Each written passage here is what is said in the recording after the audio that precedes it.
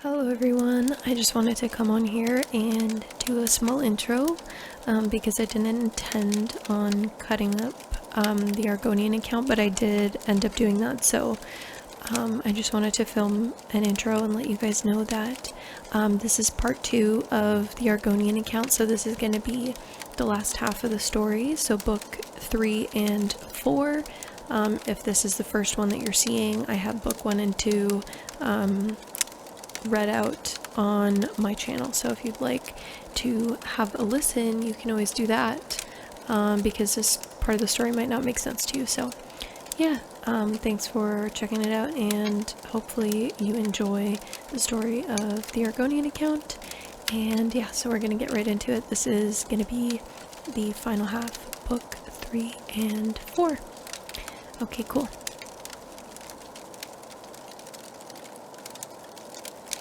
Decumus Scotti was supposed to be in Gideon, a thoroughly imperialized city in southern Black Marsh, arranging business dealings to improve commerce in the province on behalf of Lord Vanesh's building commission and its clients. Instead, he was in a half-submerged, rotten little village called Hicksinoag, where he knew no one, except for a drug smuggler named Cairo Gemellus. Gemellus was not at all perturbed that the merchant caravan had gone north instead of south. He even let Scotti share his bucket of trod, tiny little crunchy fish he had bought from the villagers. Scotti would have preferred them cooked, or at any rate dead, but Gemellus blithely explained that dead cooked trod are deadly poison. "If I were where I was supposed to be," Scotti pouted, putting one of the wriggling little creatures in his mouth, "I could be having a roast and some cheese and a glass of wine." "I sell moon sugar in the north and buy it in the south," he shrugged. "You have to be more flexible, my friend." "My only business is in Gideon," Scotti frowned. "Well, you have a couple choices," replied the smuggler. "You could just stay here. Most villages in Argonia don't stay put for very long, and there's a good chance Hicksinoag will drift right down the gates of Gideon. Might take you a month or two, probably the easiest way. That'd put me far behind schedule." "Next option, you could join up with the caravan again," said Gemellus. "They might be going the right direction this time, and they might not get stuck in the mud, and they might not all be murdered by Naga highwaymen." "Not tempting," Scotti frowned. "Any other ideas?" "Ride the routes, the underground express," Gemellus grinned. "Follow me." Scotti followed Gemellus out of the village into a copse of trees shrouded by veils of wispy moss. The smuggler kept his eye on the ground, poking at the viscous mud intermittently. Finally, he found a spot which triggered a mass of big oily bubbles to rise to the surface. "Perfect," he said. "Now, the important thing is not to panic. The express will take you due south. That's the wintertide migration, and you'll know you're near Gideon when you see a lot of red clay. Just don't panic, and when you see a mass of bubbles, that's a breathing hole you can use to get out." Scotti looked at Gemellus blankly. That man was talking perfect gibberish. Gemellus took Scotti by the shoulder and positioning him on top of the mass of bubbles. "You stand right here." Scotti sank quickly into the mud, staring at the smuggler, horror-struck. "And remember to wait till you see the red clay, and then the next time you see bubbles, push up." The more Scotti wriggled to get free, the faster he sunk. The mud enveloped Scotti to his neck, and he continued staring, unable to articulate anything but a noise. "And don't panic at the idea that you're being digested. You could live in a rootworm's belly for months." Scotti took one last panic grasp of air and closed his eyes before he disappeared into the mud. The clerk felt a warmth he hadn't expected all around him. When he opened his eyes, he found that he was entirely surrounded by a translucent goo and was traveling rapidly forward, southward, gliding through the mud as if it were air, and skipping along an intricate network of roots. Scotti felt confusion and euphoria in equal measures, madly rushing forward through an alien environment of darkness, spinning around and over the thick fibrous tentacles of the trees. It was as if he were high in the sky at midnight, not deep beneath the swamp in the underground express. Looking up slightly at the massive root structure above, Scotti saw something wriggle past. A 8-foot-long, armless, legless, colorless, boneless, eyeless, and nearly shapeless creature, riding the roots. Something dark was inside of it, and as it came closer, Scotti could see it was an Argonian man. He waved, and the disgusting creature the Argonian was in flattened slightly and rushed onward. Gemelis's words began to reappear in Scotty's mind at the sight. The wintertide migration, airhole, you're being digested. These were the phrases that danced around as if trying to find some place to live in a brain which was highly resistant to them coming in. But there was no other way to look at the situation. Scotti had gone from eating living fish to being eaten alive as a way of transport. He was in one of those worms. Scotti made an executive decision to faint. He awoke in stages, having a beautiful dream of being held in a woman's warm embrace. Smiling and opening his eyes, the reality of where he really was rushed over him. The creature was still rushing madly, blindly forward, gliding over roots, but it was no longer like a flight through the night sky. Now it was like a sky at sunrise in pinks and reds. Scotti remembered Gemelis telling him to look for the red clay, and he would be near Gideon. The next thing he had to find was the bubbles. There were no bubbles anywhere. The thought, though inside the worm was still warm and comfortable, Scotti felt the weight of the earth all around him. Just don't panic, Gemelis had said, but it was one thing to hear that advice and quite another to take it. He began to squirm, and the creature began to move faster at the increased pressure from within. Suddenly, Scotti saw it right ahead of him, a slim spire of bubbles rising up through the mud from some underground stream, straight up through the roots to the surface above him. The moment the rootworm went through it, Scotti pushed with all of his might upward, bursting through the creature's thin skin. The bubbles pushed Scotti up quickly, and before he could blink, he was popping out of the red slushy mud.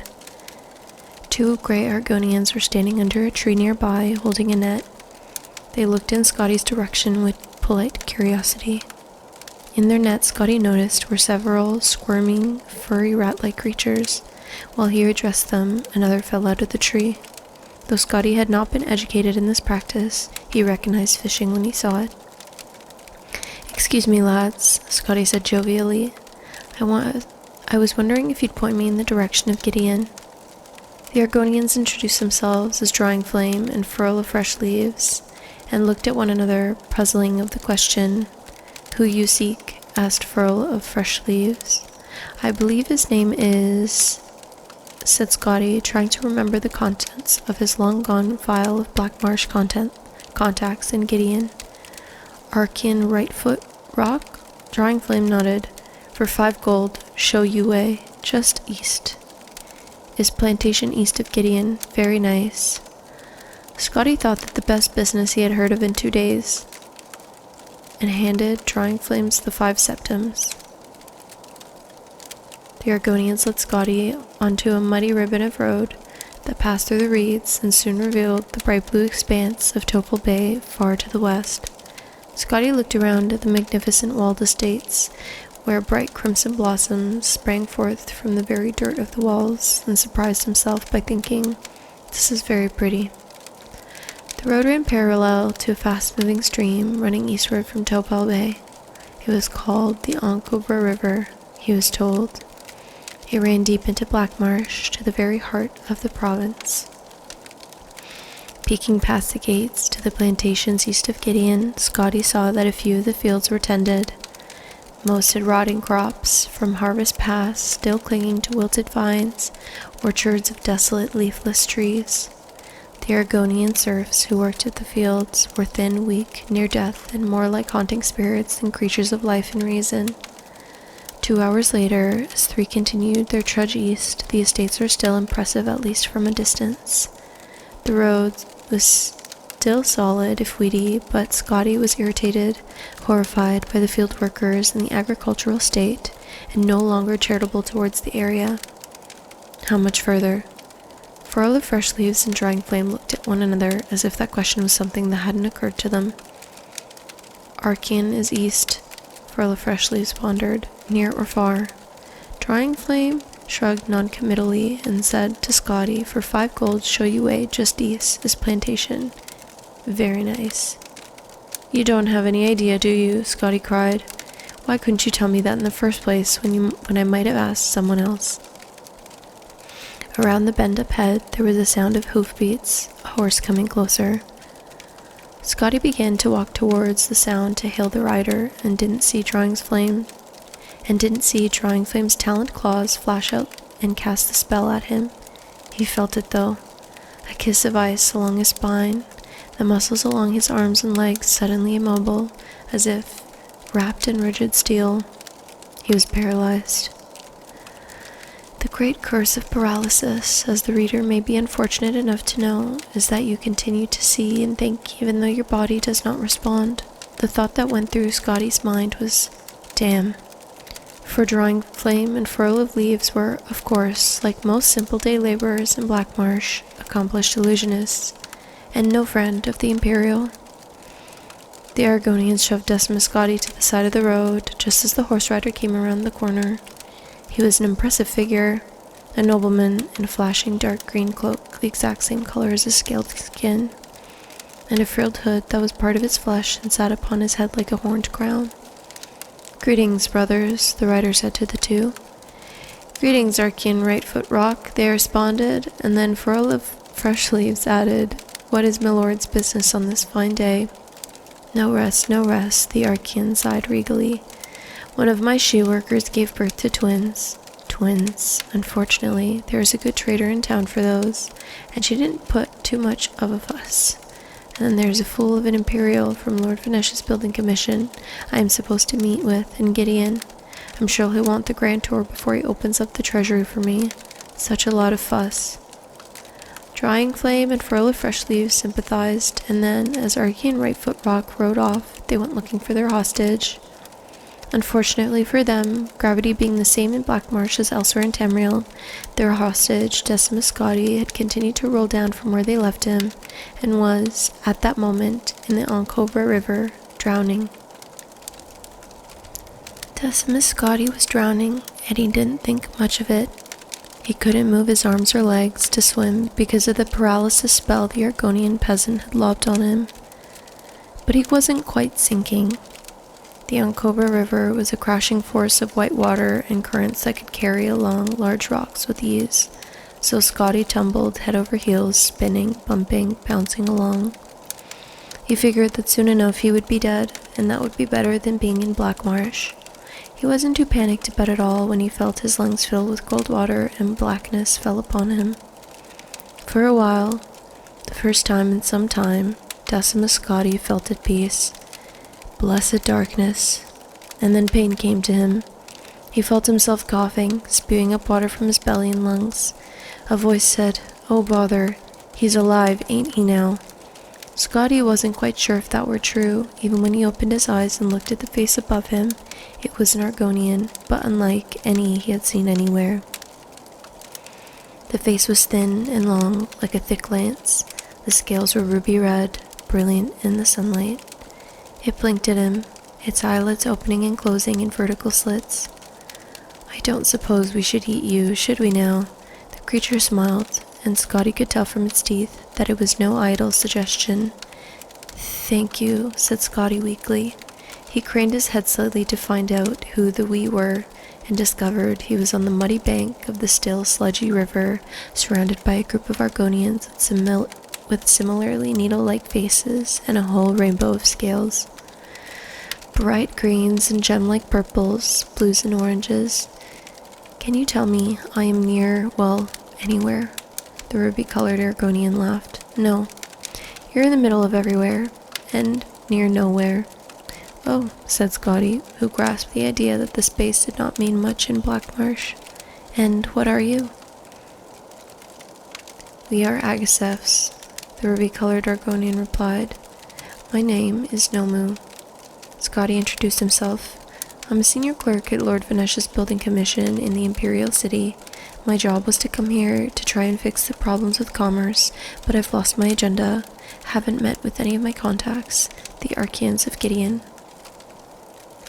Pompous, assimilated slaver kleptocrats, the small lemon-colored Agasef murmured with some feeling.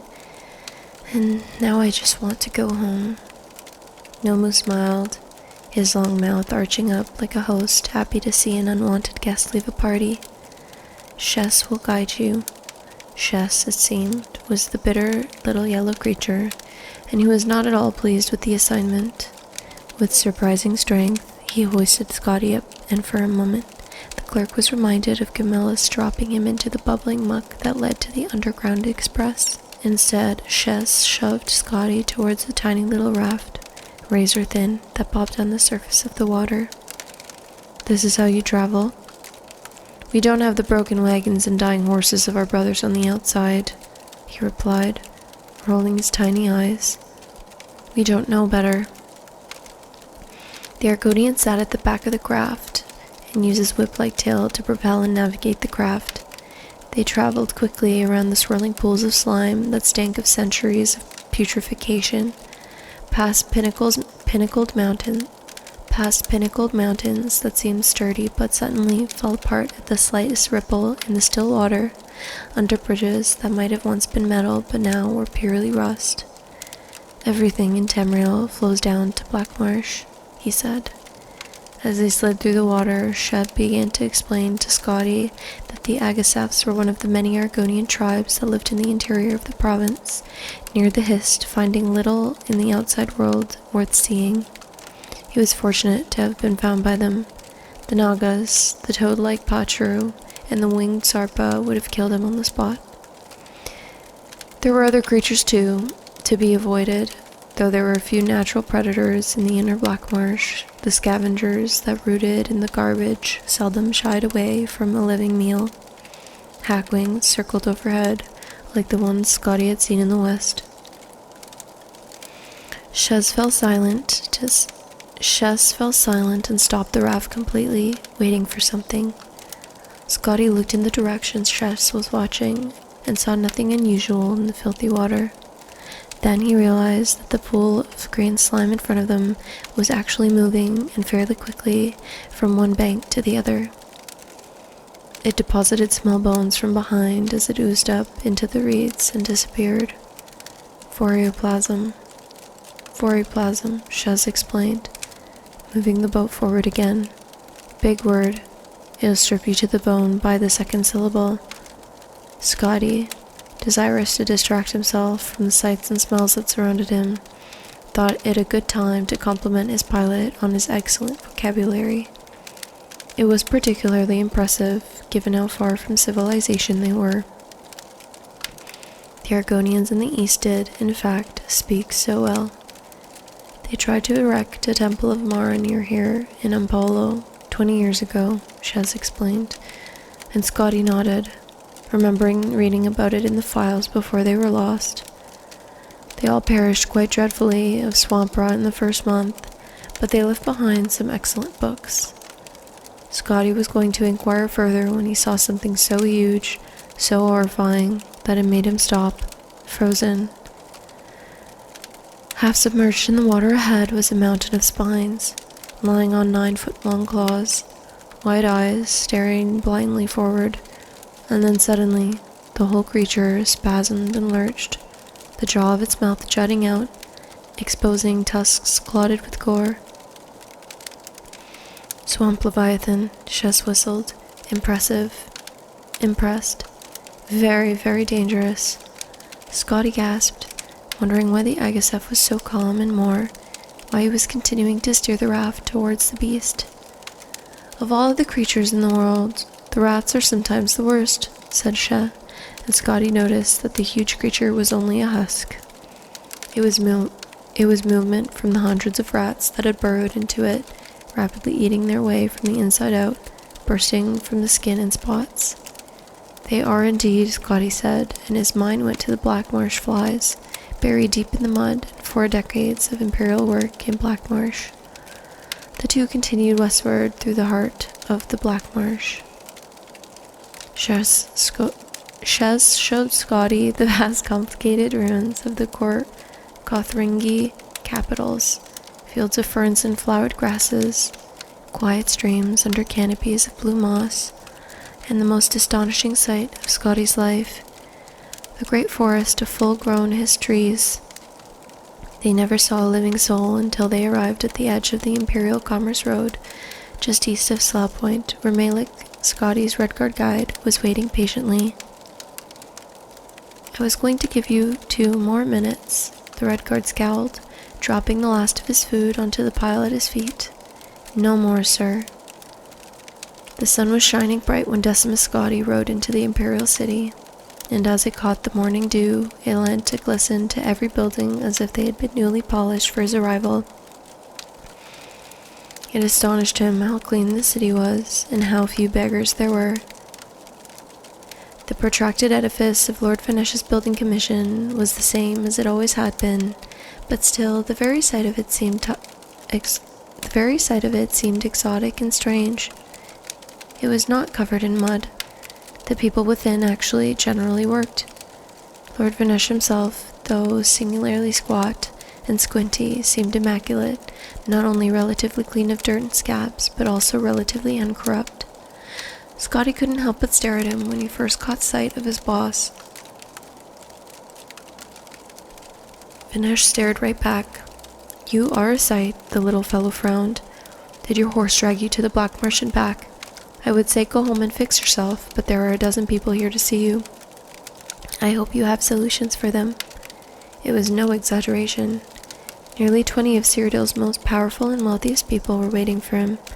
Scotti was given an office even larger than Lord Venetia's, and he met with each.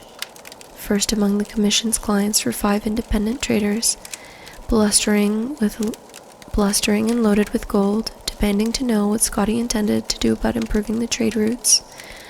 Scotti summarized for them the conditions of the main roads, the state of the merchants' caravans, the sunken bridges, and all the impediments between the frontier and the marketplace.